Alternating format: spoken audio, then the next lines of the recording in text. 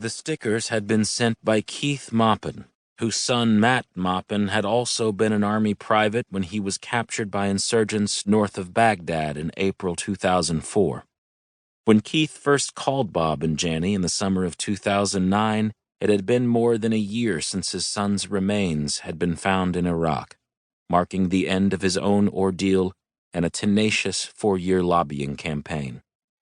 Maupin told Bob that he would do whatever he could for them as they endured their similar nightmare.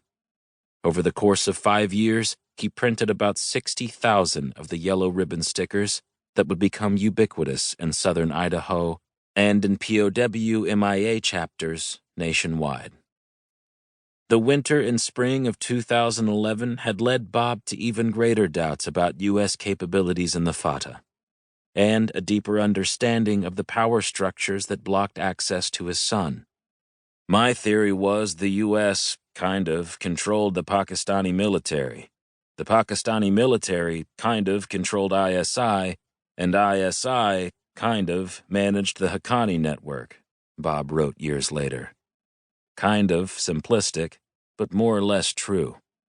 On January 22, 2011, a front-page New York Times story by reporter Mark Mazzetti followed up on his earlier bombshell about Michael Furlong with a front-page exposé about Claridge's Eclipse Group and the ongoing struggle for intelligence dominance in Afghanistan. His story, Former Spy with Agenda Operates a Private CIA, made it clear that the 78-year-old Claridge was still capitalizing on chaos. In describing Eclipse's rogue network of pseudo-spies running amok on both sides of the Durand Line, Mazzetti's story had again served the CIA's strategic purpose. 1 week later, as if by karma, the CIA stumbled into its own flap. Raymond Davis was a former Army Special Forces soldier turned CIA contractor when he shot and killed 2 men in Lahore in broad daylight. As an angry crowd circled the scene, he triggered an emergency signal to his CIA handlers who, fearing an international crisis if Davis was arrested, sent an extraction team to rescue him, which, in its haste, accidentally ran over and killed another Pakistani man en route.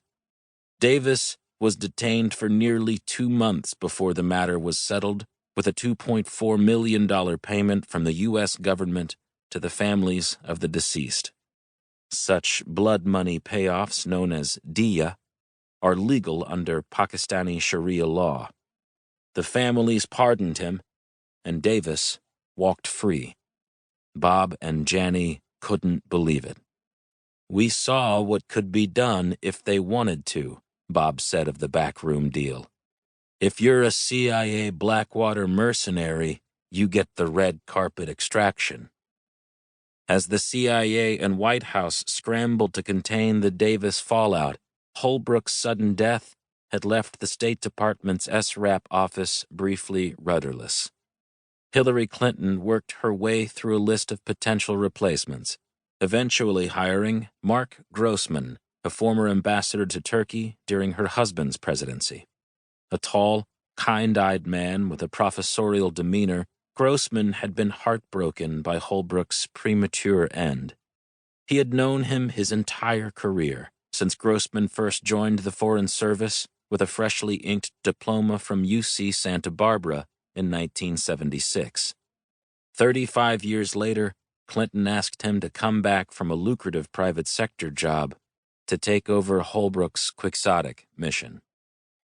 On February 14, 2011, Clinton announced Grossman's return to the State Department, and Ruggiero and Hayes arrived in Doha for their second sit-down with Tayeb Agha and Michael Steiner, the German envoy who had replaced Mutzelberg.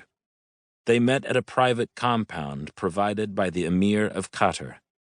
At their first meeting in Munich, Agha had told the Americans that he had traveled to Germany without Mullah Omar's knowledge.